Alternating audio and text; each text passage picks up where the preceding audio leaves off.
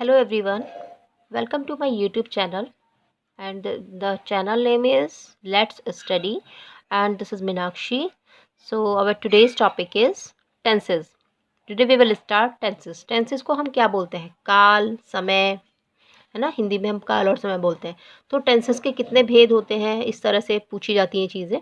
कितने होते हैं? प्रेजेंट टेंस, पास्ट टेंस और फ्यूचर टेंस, है ना, वर्तमान काल, भूतकाल और भविष्य काल। प्रेजेंट टेंस में चीज़ यानी कि जो अभी हो रहा होता है समय, इस वक्त जो होता है रिसेंट में, मतलब प्रेजेंट में, यानी कि वर्तमान में जो चीज़ होती है उसको हम बोलते हैं वर्तमान काल, प्रेजेंट टेंस। ठीक है। भूतकाल यानी कि जो बीता हुआ समय, जो बीत गई चीज़ें, वो भूतकाल में। और जो भविष्य में हमारा होगा, वो चीज़ें जो होंगी, होने वाले समय में जो चीज़ें होंगी, वो चीज़ होती है भविष्य काल में, फ्यूचर टेंस में। ठीक है। अब प्रेजेंट टेंस को हम लेंगे। सबसे पहले प्रेजेंट टेंस के कितने पार्ट्स हैं? 4 पार्ट्स हैं। प्रेजेंट टेंस के 4 सब पार्ट्स हैं। Present indefinite, present continuous, present perfect and present perfect continuous. तो प्रेजेंट टेंस के 4 सब पार्ट्स हैं, इनको हम पढ़ेंगे। और प्रेजेंट इंडेफिनिट्स उसमें सबसे पहले हम लेंगे प्रेजेंट इंडेफिनिट। प्रेजेंट इंडेफिनिट के को क्या कहते हैं? हम एक सिंपल प्रेजेंट टेंस भी बोलते हैं। क्या बोलते हैं? Simple present tense. ठीक है। तो ये हमारा प्रेजेंट इंडेफिनिट है। इसकी क्या पहचान होती है? इन वाक्यों के अंत में ता है, ती है, ते हैं एक्सेट्रा आता है। यानी जिस भी वाक्य के अंत में हमें ये चीज़ मिल जाती है, ता है, ती है, ते है, वो हमारा प्रेजेंट इंडेफिनिट सेंटेंस होता है। जैसे सीता गाना गाती है तो राम खाना खाता है, राम स्कूल जाता है, बच्चे पार्क में खेलते हैं। तो ये सब क्या है? हमारे प्रेजेंट इंडेफिनिट हैं। ये सेंटेंसेस हमारे प्रेजेंट इंडेफिनिट के हैं। और इसकी हेल्पिंग वर्ब क्या होती है? डू और डज होती है। प्रेजेंट इंडेफिनिट की हेल्पिंग वर्ब है डू एंड डज। डू होता है प्लूरल नाउन और ये होता है सिंगुलर नाउन। जब भी सिंगुलर चीज़ हम यूज़ करेंगे तो उस जो भी सिंगुलर है, ही शी इट के साथ हम हमेशा डज को लगाएंगे। ही शी इट जब भी हमारा होगा तो हम डज का यूज़ करेंगे, क्योंकि वो सिंगुलर नंबर है और ये भी सिंगुलर है।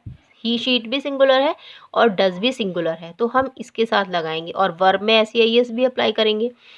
और जब प्लूरल नंबर होगा तो उसके साथ आई वी यू दे को अप्लाई करते हैं। आई वी यू दे, क्योंकि ये प्लूरल नाउन है। ठीक है।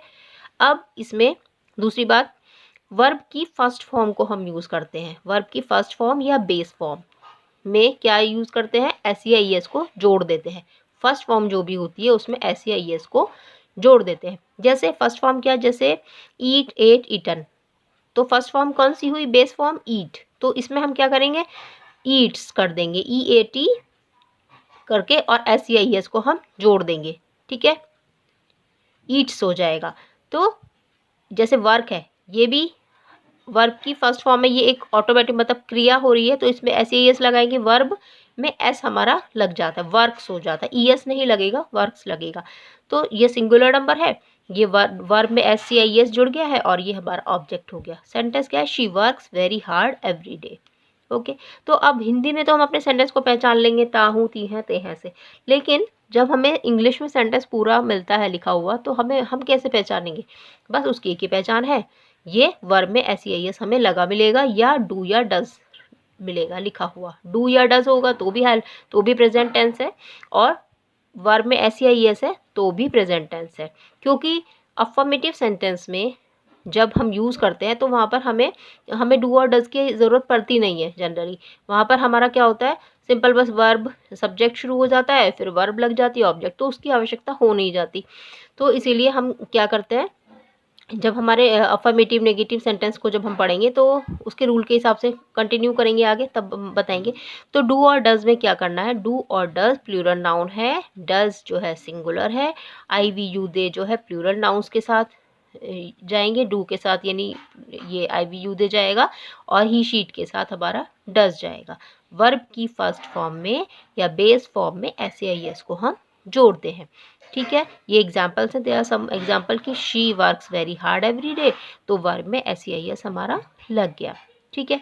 अब प्रेजेंट इंडेफिनिट्स के भी 4 पार्ट्स होते हैं। प्रेजेंट इंडेफिनिट के मतलब उन प्रेजेंट इंडेफिनिट के अंदर हम 4 टाइप के सेंटेंस को पढ़ते हैं। प्रेजेंट इंडेफिनिट में 4 प्रकार के सेंटेंसेस को हम पढ़ेंगे। वो कौन कौन से हैं? अभी affirmative sentence, affirmative sentence, negative sentence, interrogative sentence and WH type sentence. Affirmative यानी सिंपल सेंटेंस, नेगेटिव में यानी नॉट लग जाता है या नेवर लग जाता है, नॉट और नेवर। इंटरोगेटिव में क्वेश्चन मार्क होता है और इसमें WH टाइप के साथ इंटरोगेटिव मार्क लगा होता है। तो ये हम 4 प्रकार के सेंटेंसेस पढ़ेंगे प्रेजेंट टेंस के अंदर। अब फर्स्ट है हमारा अफर्मेटिव, राम स्कूल जाता है। तो सब्जेक्ट है, वर्ब है, formula SEIS plus object, subject verb, verb में SEIS और ऑब्जेक्ट। क्या है हमारा, Ram goes to school, Ram goes to school. ये हमें एक सेंटेंस दिया, ये राम स्कूल जाता है, तो उसे हम कैसे बनाएंगे, सब्जेक्ट, ये वर्ब, वर्ब में SEIS जुड़ गया और टू स्कूल हमारा ऑब्जेक्ट हो गया। राम स्कूल जाता है तो Ram goes to school, Ram क्या हो गया, सब्जेक्ट, वर्ब क्रिया क्या हो गई, जाना, यानी कि गो में क्या लगाना है, SEIS, ठीक है, क्योंकि हमारा सब्जेक्ट सिंगुलर है तो गो में SEIS लगाएंगे और टू स्कूल। सीता गाना गाती है, सीता, फिर सब्जेक्ट तो हमारा सीता हो गया, गाती है, गाना यानी कि सिंग, सिंग में एस लग गया, सिंग्स अ सॉन्ग, तो सीता सिंग्स अ सॉन्ग। अब जैसे नीना डांस वेरी वेल, ये ऐसे कॉम्पिटिटिव एग्जाम्स में आता है कई बार, कोई की सेंटेंस को करेक्ट कीजिए, correct form of the sentence को लिखिए, तो होता है नीना डांस वेरी वेल। तो नीना डांस है, नीना सिंगुलर नंबर है तो डांस में क्या लगेगा हमारा, एस लग जाएगा, Neena dances very well, Neena अच्छा डांस करती है, ठीक है। अब नेगेटिव, राम स्कूल नहीं जाता है, राम स्कूल नहीं जाता है, तो अब इसका क्या फॉर्मूला है, सब्जेक्ट प्लस हेल्पिंग वर्ब, इसे हेल्पिंग वर्ब ही लिखते हैं, helping verb plus not plus verb में एस या ES प्लस ऑब्जेक्ट। इससे हमारा सेंटेंस जो है, ये हमारा फॉर्मूला है किसका, नेगेटिव वाले का, नेगेटिव सेंटेंसेस का ये फॉर्मूला है। तो हम कैसे बनाएंगे, राम स्कूल नहीं जाता है, सब्जेक्ट लेंगे राम, हेल्पिंग वर्ब क्या लगेगी, क्योंकि राम सिंगुलर है, सिंगुलर फॉर्म में, सिंगुलर नाउन में क्या लगाया था हमने, डज लगाया था, राम डज, ठीक है, क्योंकि सिंगुलर है तो डज लगाएंगे, प्लूरल होता तो हम डू लगाते। सिंगुलर ये राम जो है सिंगुलर नंबर है तो इसके साथ हम सिंगुलर नाउन के साथ डू या डज में से कोई एक चीज़ लगाएंगे, तो सिंगुलर के साथ हम क्या लगाते हैं, डज लगाएंगे, सिंगुलर नाउन है, राम डज, नॉट है तो हमने नॉट लगा दिया, राम डज नॉट, वर्ब क्या है, जाना, जाना कहाँ जाना, स्कूल जाना ऑब्जेक्ट में, तो Ram does not go to school, Ram does not go to school, ये हमारा सेंटेंस हो गया, Ram does not go to school, ठीक है। तो वर्ब में SEIS की ज़रूरत नहीं पड़ी ऑलरेडी, क्योंकि हमारी हेल्पिंग वर्ब में SEIS लगा हुआ है, तो हमने Ram does not go to school. अब हम इसे करें Ram does not goes to school, तो ये इनकरेक्ट हो जाएगा, Ram does not go to school. जैसे बच्चे पार्क में नहीं खेलते हैं, तो कैसे बनाएंगे, बच्चे पार्क में नहीं खेलते हैं, फिर वही सब्जेक्ट उठाएंगे अपना, बच्चे यानी चिल्ड्रन, अब चिल्ड्रन प्लूरल होता है, सिंगुलर प्लूरल होता है, चिल्ड्रन, ये हो गया हमारा सब्जेक्ट, ठीक है, children, helping verb, helping verb फिर नॉट। अब हेल्पिंग वर्ब क्या है चिल्ड्रन के साथ, क्योंकि चिल्ड्रन तो प्लूरल है तो प्लूरल के साथ क्या लगाएंगे हम, डू, सिंगुलर के साथ डज, प्लूरल के साथ do, children do not play in the park या इन द गार्डन, कुछ भी, children do not play in the park, ठीक है। तो ये प्लूरल नंबर हो गया, ये भी प्लूरल है, तो children do not play in the park, okay. अब हमारे आगे इंटरोगेटिव में, इंटरोगेटिव,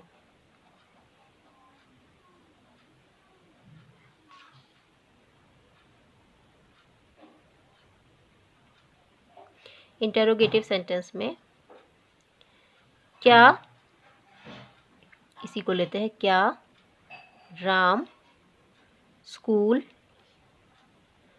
नहीं जाता है, इंटरोगेशन मार्क। ठीक है, क्या राम स्कूल नहीं जाता है। इसका क्या फॉर्मूला बनेगा, हेल्पिंग वर्ब को हम पहले लिख देंगे, हेल्पिंग वर्ब को पहले लिख देंगे, उसके बाद हमारा सब्जेक्ट प्लस, अगर नॉट है तो नॉट लगाएंगे, नहीं होगा तो नहीं लगाएंगे, प्लस वर्ब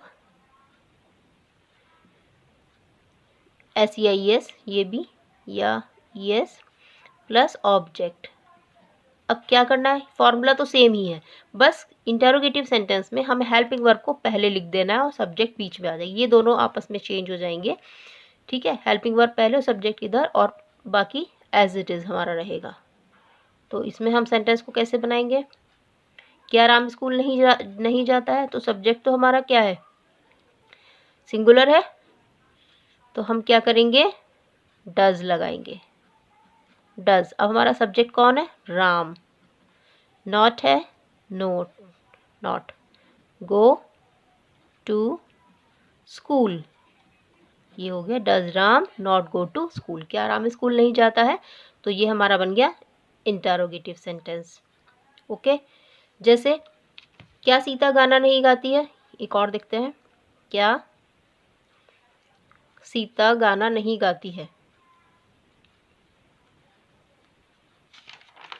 तो क्या सीता गाना नहीं गाती है, लेट्स टेक दिस एग्जाम्पल, क्या सीता गाना नहीं गाती है, इंटरोगेटिव सेंटेंस। तो फॉर्मूला हमारा वही रहेगा, क्या सीता गाना नहीं गाती है, does Sita not sing a song, और इंटरोगेशन मार्क।